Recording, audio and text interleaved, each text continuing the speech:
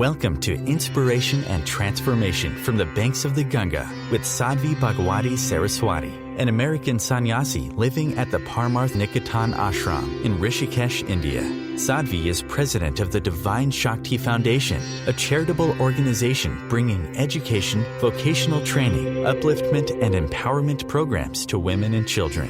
Sadhvi is also Secretary General of the Global Interfaith Wash Alliance and Director of the world-famous International Yoga Festival. Join the musings of an American sannyasi as Sadhvi shares the wisdom and teachings of her guru, His Holiness Pujya Swami Chidanand Saraswatiji. Welcome, everyone, to Inspiration and Transformation from the holy banks of the sacred Ganga River in the land of Rishikesh, India. He said, this may not ever happen, maybe it couldn't ever happen, but if you ever came to the realization that everything you ever believed was not true, what would you do? Well, fortunately for you in asking the question, and fortunately for me of having had the experience, I have had that happen to me. It happened to me the first time I met Pujya Swamiji, actually. And I'm going to share the very personal experience of being in his presence for the first time. And I'm going to share it from my religious, spiritual background as well as from that experience. Don't worry if your religious, spiritual background is different. Remember that where we're going with this is that moment of realizing everything I ever thought, everything I was ever taught is wrong. So, without going into the story of how I came to India and all of that, which is a different story, what's important to mention is that I was not on a spiritual quest or any conscious spiritual quest. I wish I had been on one. I might have gotten here before I was 25, but I wasn't. And what that also means is I didn't have any awareness of the need to look for, to find a spiritual guru, a guide. I was not someone who read about spiritual gurus or anything like that. I found myself in the presence of Pujya Swamiji because I wanted to stay at this ashram. And he's the president of the ashram. And at that time, in order to stay here, I needed his permission. And so I walked into the room, having been told I was going to meet the president of the ashram. Now, coming from the world I came from, I was expecting a man in a suit and tie with a briefcase and a desk to whom I would present my case and who would hopefully grant me the right to occupy one of the rooms here. I had no idea I was about to step foot into the presence of an enlightened master, that I was about to be in the presence of one of India's most revered spiritual leaders. As I'm walking into his room, 50 feet from getting there, the man who's bringing me is trying to give me this crash course in being in the presence of the guru, as he's got me by the hand and he's bringing me in to meet him. And when we get there, you will do pranam, he says. What is pranam, I say. You'll bow down, and he starts to try to describe it to me. I say, here's what we're going to do. I'm going to just do whatever you do. I'm very good at following. I'm a very obedient person. You just do it, I will follow. We get there. It's a room full of people. Puja Swamiji was giving open darshan. The room was full. And I had the awareness within a couple of minutes of entering that room that I was in the presence of a being who was divine. Now, I was raised in the Jewish tradition, and in the Jewish tradition, the concept of divinity in form is something that is considered sacrilege.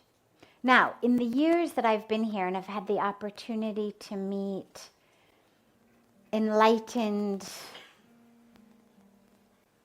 incredible Jewish leaders and teachers, you realize, of course, that the way, and this is true about all of our religions, that the way that it's given to us in most of our churches and synagogues and whatnot by the people who happen to be teaching on that level is a very watered down version, a very kind of black and white version, not really the full enlightened version of any of our religions.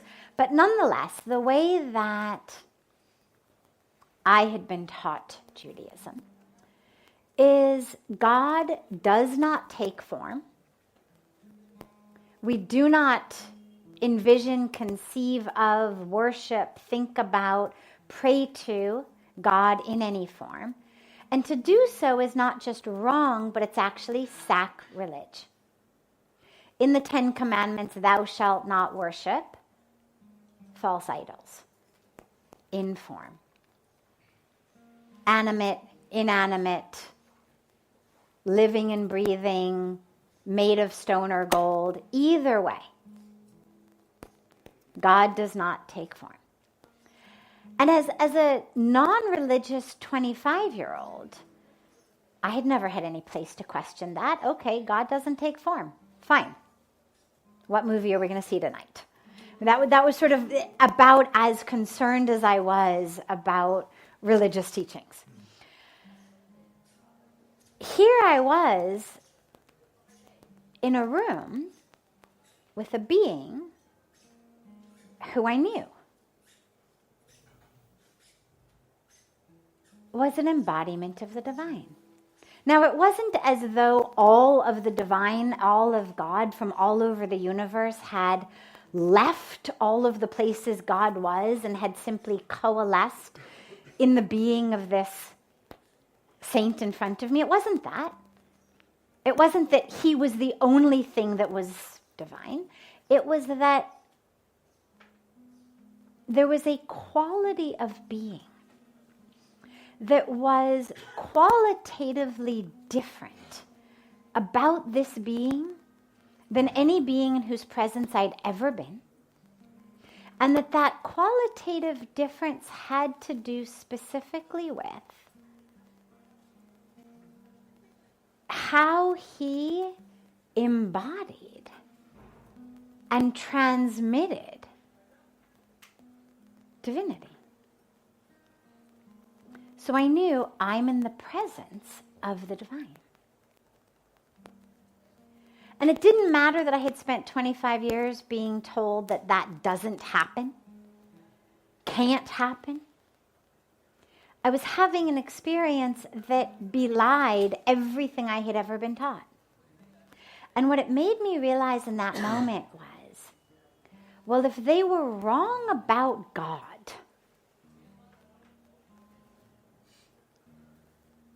maybe everything I've been told isn't true. I mean, if you take something as fundamental as God, and you say, well, everything I've been taught about it is now being belied by an experience I'm having. Maybe it's only a matter of time before everything I was taught gets undone by an experience I have. And it was for me the most extraordinary moment because it literally wiped my slate clean. I knew in that moment, I don't know anything. There is nothing I was taught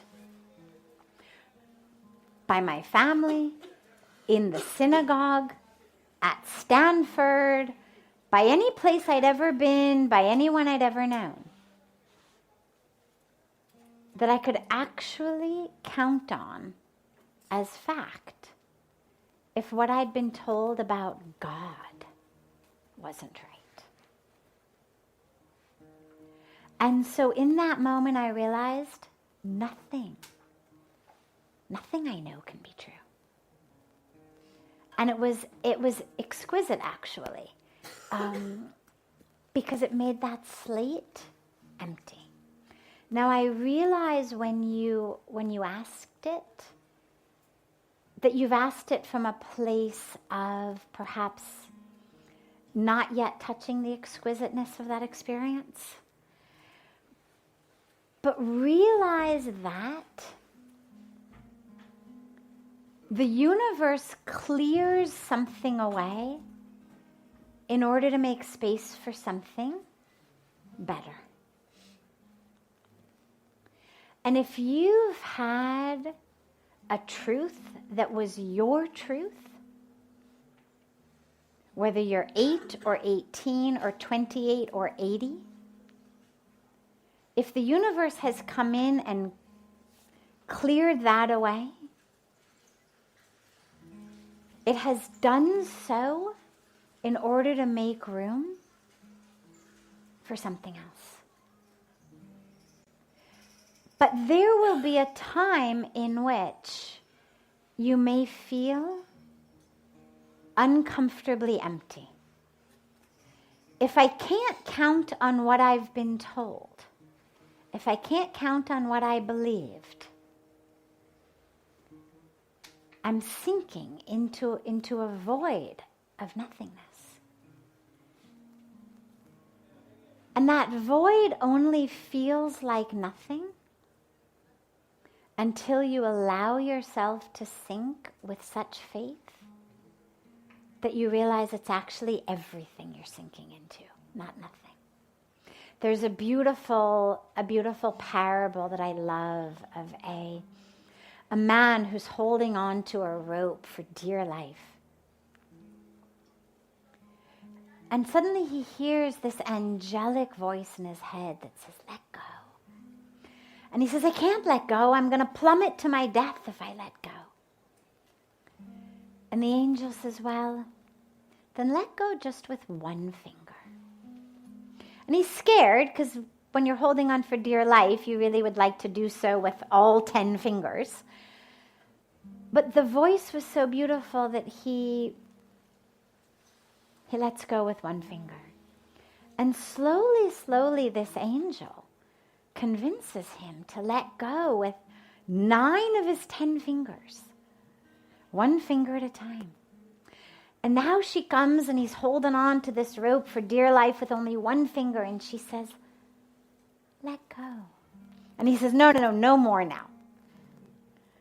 I trusted you up to 9 fingers, but if I let go, I will plummet to my death. I will plummet into that emptiness. But her voice is so sweet and so soothing, and it inspires such faith in him that as she keeps coaxing him, he lets go. Convinced, now I'm going to plummet to my death. But he doesn't. And he's confused, and he looks down and realizes he's been standing on solid earth the whole time. And what I love about that parable is we think that we're holding on to that truth for dear life.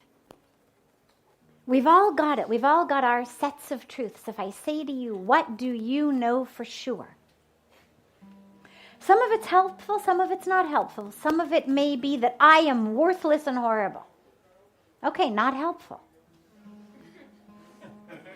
But nonetheless, it's a piece of illusory truth that a lot of us hold on to with dear life. What do you know for sure? That I can't trust anyone. Again, not so helpful. But something a lot of us hold on to for dear life. A lot of us have these truths. Maybe it's that this is the only one I can trust. Maybe it's that marriage is forever, or that love is forever, or that someone you love isn't going to betray you. Trust is forever. Whatever it may be. Maybe it's that God always takes care of me. We have these truths, and we hold on to them for dear life. And then when life happens, we end up having to let go because something has just undone a truth. It no longer can be true. And we then find ourselves in this situation. As you said, well, everything you thought isn't true. Well, that's all 10 fingers off the rope. That's a plummeting into the void experience. There is nothing I can hold on to anymore because nothing I knew is true. But that's the time when you realize, oh wait, I didn't need to be holding on to that truth. I'm on solid ground. There's a universe that is supporting you. There's an existence, there's a wisdom in existence that is supporting you, even if everything you've been told is a lie. What it means is that now you get to realize the truth of that earth which is supporting you, of that ground which is supporting you, of that self which is supporting you, that doesn't need other people's truths in order to stay afloat. It throws you into a situation of, okay, nothing I ever thought is true. I'm going to plummet into the void, which means that the only truth I know is the truth of the self, with which, in which, as which, I'm plummeting. And that's the truth that you're supposed to find in your life anyway. And here you are, very young, already being thrown into a situation of having to find it. So it may come with what feels like temporary pain, but that pain is clearing away space for something very beautiful. And when you find what you can trust, that's yours forever. Because that's your truth.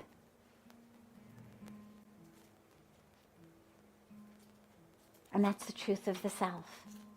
But not a lowercase s self, not a self in relation to others who are telling me things I'm supposed to believe. But it's the capital S self. It's the truth of who you are, that even if every single person in the world never tells you anything true again, even if nobody else in the world ever does something you can depend on, that truth of the self is the truth that we live in. And you're actually very blessed. I know it may not feel like that at the moment, but you're very blessed to be thrown into this at such a young age. Because most people don't discover that until much later in life. But your challenge is going to be not to get bitter. Because it's very easy to say, I can't trust. You can trust, but you just have to choose what to trust. And what you trust is the self.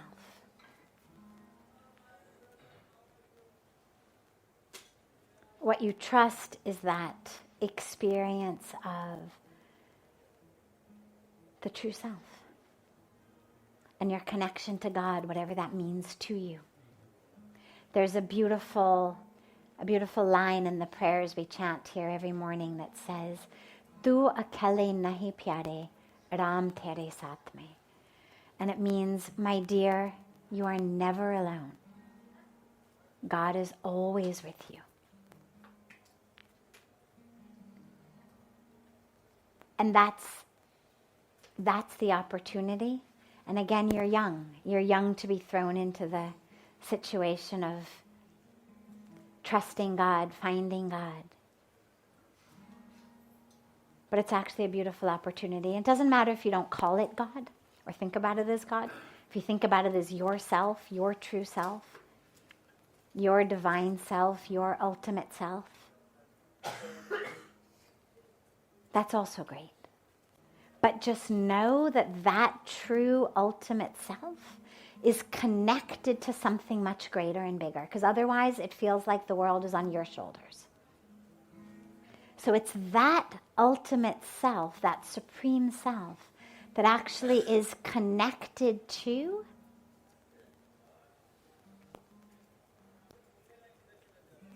the greater self.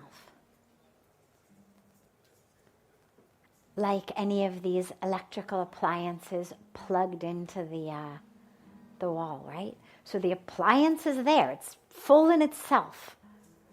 And it actually gets the electricity from the main grid. So the blender doesn't actually have to generate its own electricity, or the mic, or the fan, or the light. It just has to be plugged in. And you're going to find in your life how to get plugged in, how to connect.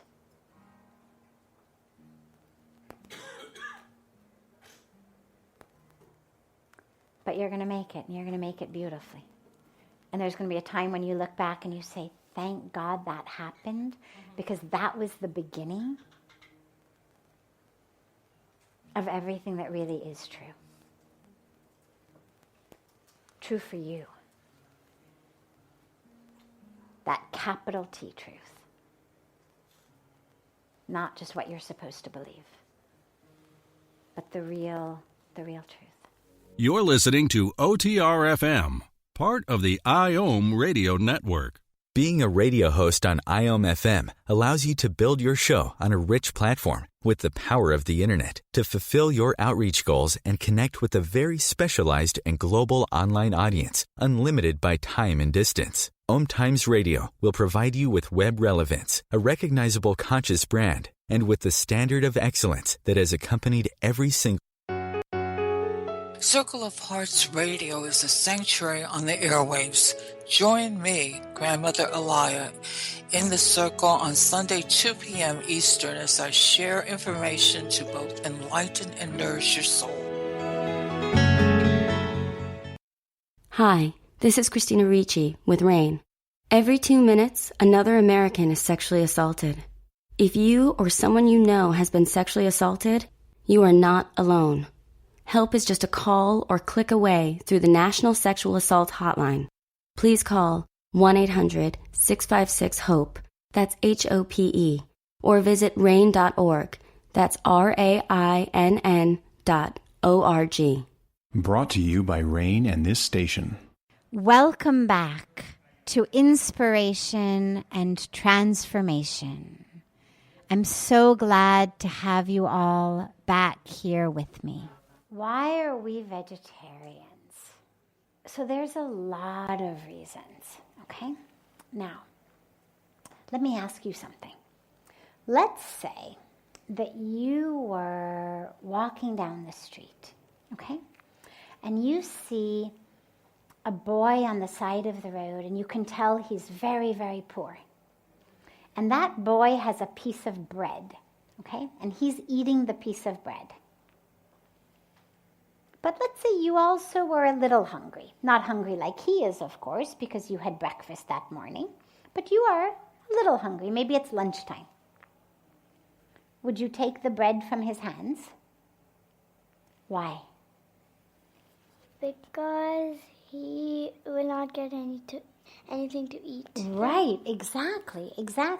And so that would not be nice to take the bread from him, right? Okay. So one of the main reasons that we are vegetarian is because when we grow our wheat and our rice and our corn, those things, you can do two different things with them. Number one, you can feed people. So you can make bread and you can make pasta, you can make rice, you can make chapatis, you can make all those yummy things. Or you can take all that and you can feed it to the cows or the pigs or the chickens who become hamburgers and hot dogs and chicken McNuggets. Now, here's the problem. When we feed that to the animals, they don't become a hamburger overnight. It's not like they eat some food and then automatically it just transforms into a hamburger, like Cinderella's chariot transformed into a pumpkin. It's not quite like that. They eat it and then they digest it. Like when we eat food, we digest it. And then we go to the toilet the next day and it comes out and only a little bit stays inside of us, right? And it gets in our blood and our tissues. So the animals keep eating food for many years, 2 years, 3 years, 4 years, whatever it may be. And then finally, they get killed and cut up, and they become our hamburgers and our hot dogs and our chicken McNuggets. So what that means is that if I'm eating non-veg, we know already I'm being mean to the cow and the pig and the chicken. That we know. Because obviously to kill somebody and eat them is not nice. Right? If I say, oh, you look so yummy, can I just eat your ear off like that, right? So that might be a nice thing to say, but it wouldn't really be a nice thing to do, to eat your ear off or eat your nose off, right? You might tell me, well, you can kiss me, but don't actually like start eating my body, right? Okay. So we know that eating the body of the animals is mean to the animals, but it's a lot more than that. It's mean to that boy who doesn't have any food. Because every day, do you know, tens of thousands of children like you, they die because they don't have enough food. But we actually grow in this world enough grain. Grain means what we call anaj. So our wheat or our rice or our corn or our soy, all of the different grains that we grow, we actually grow enough to feed 10 billion people. Now, do you know how many people there are on planet Earth? More than a lakh. More than a lakh, yeah, many more. There's more than a lakh in Rishikesh. A lakh is 100,000, by the way. It's Indian numbering system. So yeah, there's more than a lakh in Rishikesh. Do you know how many people in the whole world?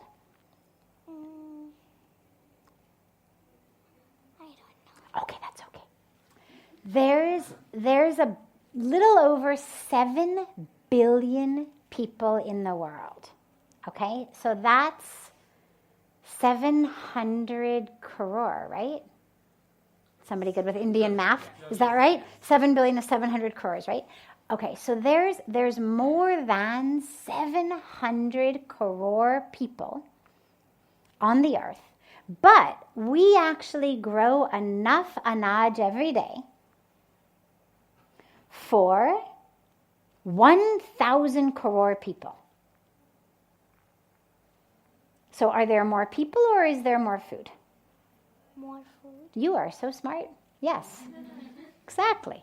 Lots more food. So why are people, children like you, why are they dying of hunger? Because they don't get food. Right. And why don't they get the food? Because they can't afford it. Well, this is not actually the problem. Yes, if they had money, they could go to a supermarket, and no matter if it was expensive, they could buy it. But the problem actually is that most of the anaj that we grow in the world, it doesn't go to people.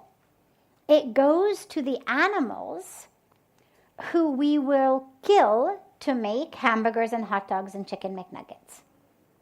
So if I have, let's say, a handful of wheat or a handful of corn, I can either feed that hungry boy, or I can feed it to a cow or a pig or a chicken and let them digest it and let them go to the toilet and it comes out, and then they eat more the next day, and then they keep eating and keep eating.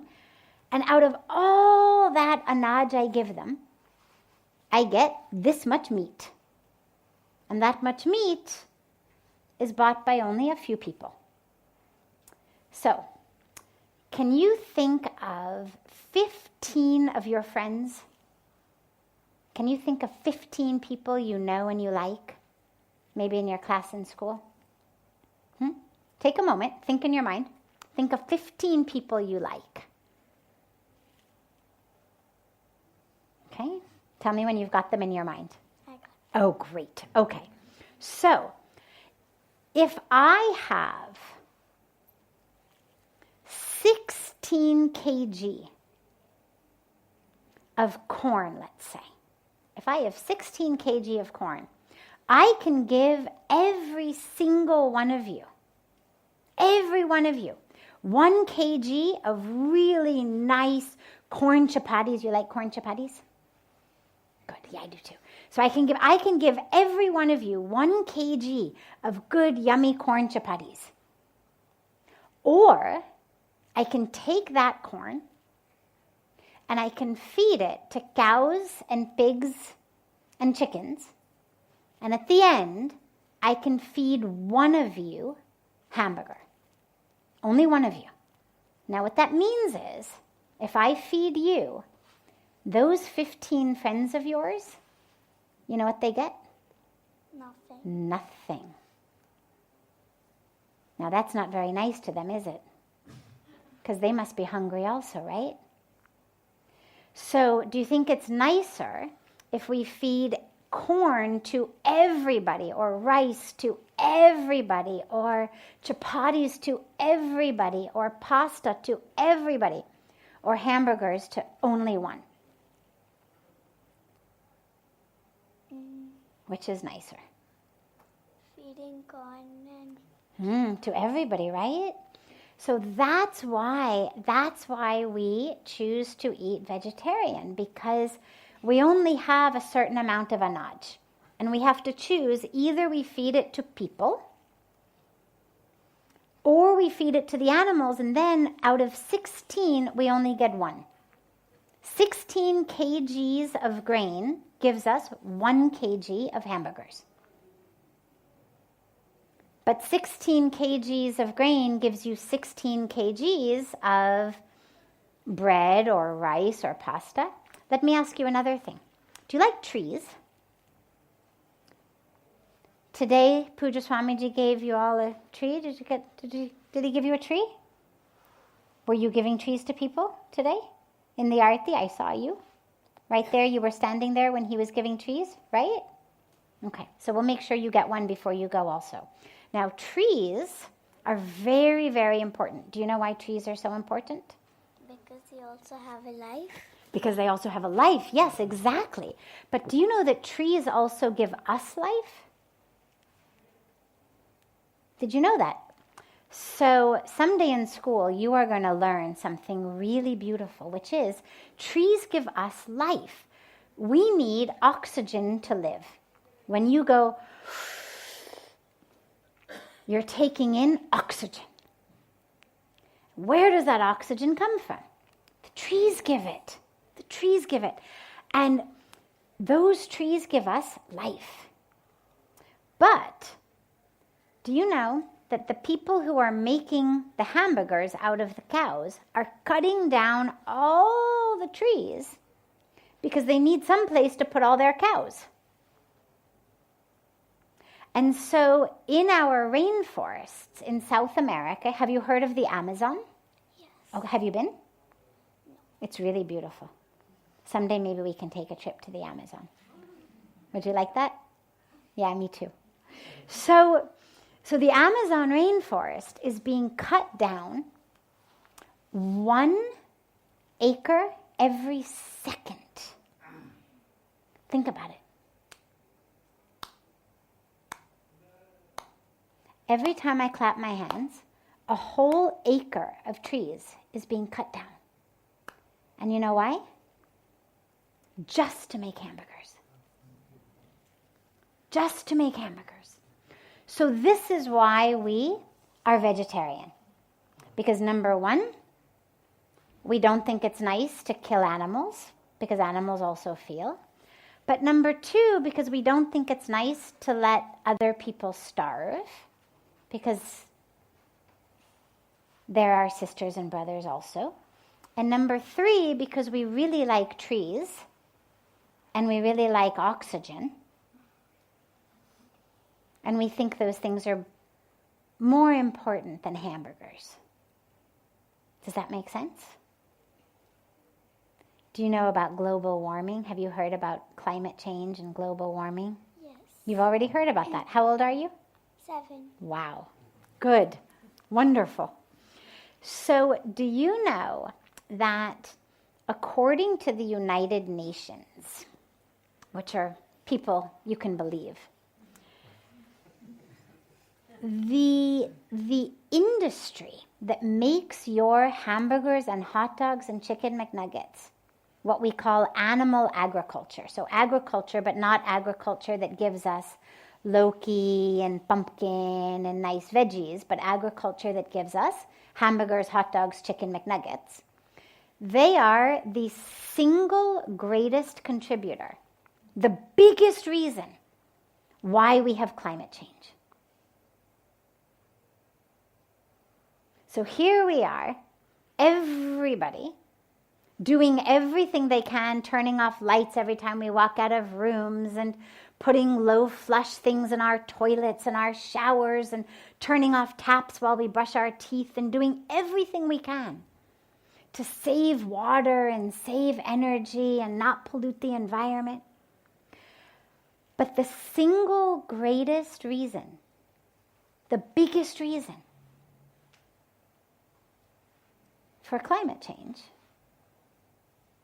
is this production of non-veg food.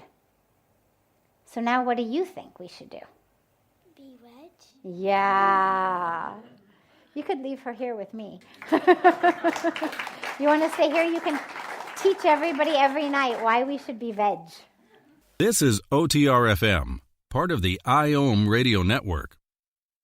OMTimes Magazine is one of the leading online content providers of positivity, wellness, and personal empowerment. A philanthropic organization, their net proceeds are funneled to support worldwide charity initiatives via Humanity Healing International. Through their commitment to creating community and providing conscious content, they aspire to uplift humanity on a global scale. OMTimes, co-creating a more conscious lifestyle.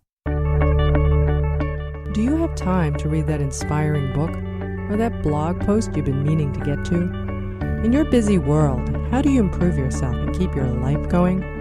I'm Lisa Kay, and my Between Heaven and Earth radio show can transform your life just by listening. Be uplifted with inspiring topics, positive stories, and ideas that really work.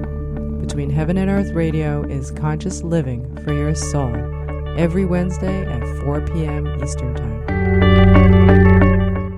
Like Baldwin with People for the Ethical Treatment of Animals. I grew up loving circuses and other traveling animal shows, but it never occurred to me what life might be like for the animals. Training wild animals to do things they don't understand takes force. Routine discipline with a hook or whip with the heel of a boot shows the animal exactly who's the boss. Don't patronize animal acts. Please contact People for the Ethical Treatment of Animals. 757-622-PETA. Welcome back. This is Sadhvi Bhagawati Saraswati with Inspiration and Transformation. Why do people care so much about what other people think about them? Why do they crave so much attention, like on social media, numbers of likes and follows? So it would be a much more mild dilemma if humans' yearning for the approval of others were as recent as Facebook. Things that are very recent are very easy to undo. But the yearning for the approval of others, the sense of, oh, what's this one going to say about me? What's that one going to say about me? That's been going on long before there were likes or follows on social media. It's been going on long before we had any of the technology that we have today. The concept of knowing who I am, of an identity, is of core importance to us. The crises that we face, when you talk about identity crises, the crises are all about who am I? And when we don't know who we are, we look to the outer world to tell us. And so craving people's attention, craving people's approval, it's not just so much that they should like me, it's that I am what people think of me. Look for a moment at this. The question raised the issue of social media, so let's take it a step farther. Look at this craze of selfies, okay?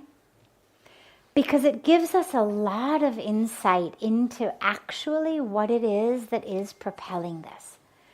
Now, long before selfie sticks were invented, you could only get that phone as far away as your arm, which means you can't get it very far away at all. Which means if you look at selfies that are taken without a selfie stick, what is the vast majority of the frame taken up with? Your face, right? Face of the person taking the picture. Now, here I am at the Eiffel Tower. Here I am at the Grand Canyon. Here I am at the Taj Mahal. And what are you seeing in the frame? My face. Here's my face with a little bit of steel behind it. Here's my face with what looks like a little bit of brown dirt behind it. Here's my face with what looks like a little bit of white marble behind it. That's me at the Taj, at the Grand Canyon, at the Eiffel Tower. Pictures of my face. Now, you take it a step further. After we've taken the selfie, it's never enough to just take it. The point of selfies is not to fill up my phone with lots of pictures of myself so that I can just look at them all the time. The point of selfies is, what do we do with selfies? We post them, right? Of course, we post them. We send them to people, we share them. And when we post them, what do we want? Likes, comments, exactly.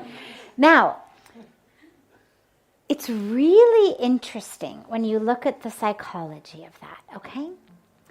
Because what you've got is perhaps the most oddly composed artistic image ever.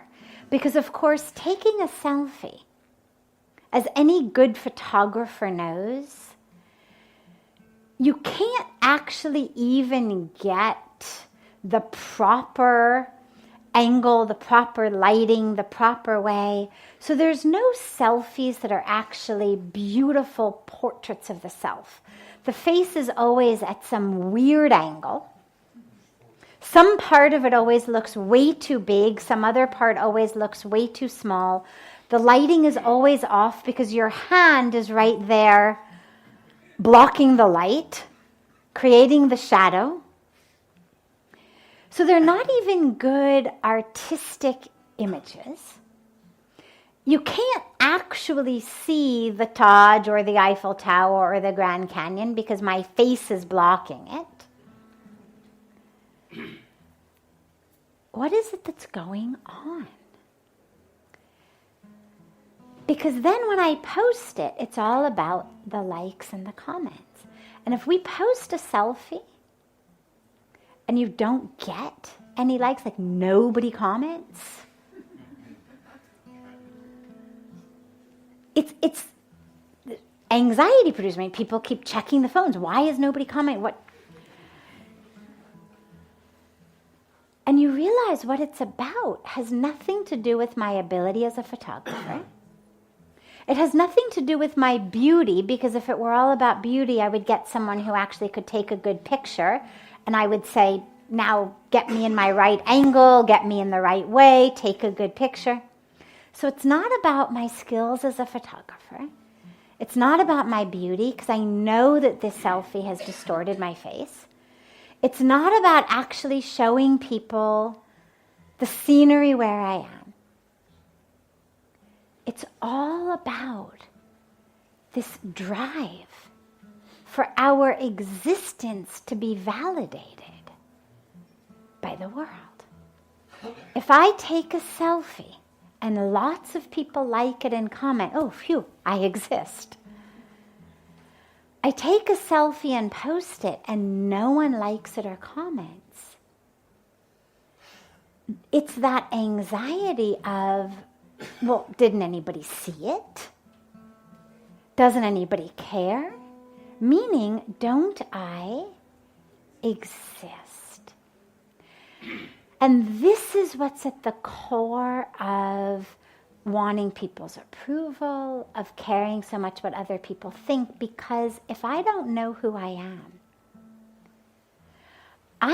building who I am out of the bricks of how you respond to me. So you look at me with love, well, I get to put the worthy of love brick in the temple of self-identity. You say to me, oh, you are so beautiful. I get to put the brick of beautiful in my temple of self-identity. You say to me, you are horrible and awful. And I put the brick of horrible and awful, the brick of shame, the brick of not enoughness, not rightness, in that temple of self-identity. And so I need you to approve of me, because those are the bricks with which I am constructing my sense of self. And so when it starts to look like a life or death matter to get people's approval, when people around us seem to care in a way that doesn't make any sense to us, what the neighbors think, what so-and-so thinks, realize it's not about that person. It's that that person is a brick. And of course, the people who are close to us are bigger bricks. It's not a temple of self-identity with all equally sized bricks. We all decide who we're going to give the big bricks to. So usually the big bricks are parents, right? You had parents who said you were wonderful, you're divine, you're worthy, you're whole, you can do anything, be anything. That's a great brick. pillar of a sense of self. But you have parents who, in their own struggle to be young parents and figure themselves out and their lives out at the same time, weren't able to give you that. You end up with a big brick of not enoughness, a big brick of not rightness, a big brick of should have been something elseness. And this is where it matters so much to us. But of course, the solution is not, I need to surround myself with people who tell me that I'm beautiful and worthy of love and good enough and smart enough, and because that just limits my freedom. That limits the people I can be with. It limits the places I can go. It limits what I can do. Because if I need to do well to feel good about myself, well, I can't take any risk. I can't learn anything new. I can't make an utter fool of myself. Because, oh my God, then people are going to laugh at me. And the temple of who I am is going to crumble. And so I actually end up being stuck and in my own jail. And so it's really important that we become self-evident to ourselves. That it's not about what do other people say and do. It's not how do other people look at me. It's not I'm worthy because someone says I'm worthy, someone approves, someone likes, someone loves, someone follows, someone comments. It's I'm worthy. Because who I am is divine. Because that, of course, creates the other problem. If you start saying, well, I'm worthy because I'm generous, I'm kind, I'm good, I'm honest. Well, then on the day that I'm not so generous, on the day that maybe I wasn't as kind as I could have been, or as honest as I could have been, I'm not worthy.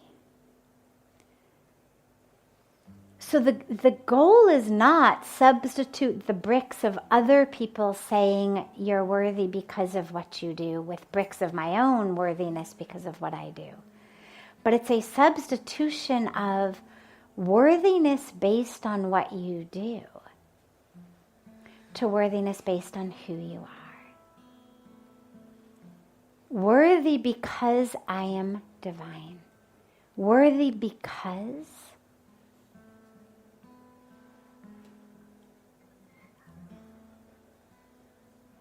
that creator, that power of creation, that energy, that consciousness, that love that makes flowers blossom and trees give fruit and rivers flow and caterpillars become butterflies and all of that extraordinary, the energy of the universe is within me.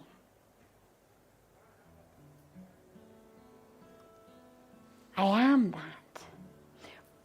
When we chant So Hum or Aham Brahmasmi or any of these beautiful little Mool mantras, you can say, foundational mantras, what do they all mean? I am God. I am that. Not that all of divinity all over the world has left everywhere else and has coalesced only in this 5'3" being. Not that I've somehow sucked the divinity out of the rest of the world and it's all now here. Not that my awareness of my divinity has made me less aware of others' divinity. Rather, it's the opposite. The awareness of who I am gives me an awareness of who others are. Because if I'm divine, so are they. And so this is where the only solution to constantly needing other people's approval, to that social media anxiety, that stand up in front of the class and do a math problem on the board anxiety, that fear of public speaking anxiety, that all of that afflicts us. The solution to it all is the same. When you know who you are, even if people laugh, even if people criticize, even if people condemn, even if people ignore, the temple of self-identity doesn't crumble. Because it's not made of those bricks. It's made of bricks of truth. This brings to a close this hour of inspiration and transformation. Thank you so much for joining me. I'm so glad to be together with you all each week. And I look forward to being together again next Thursday, same time, on OMTimes Radio.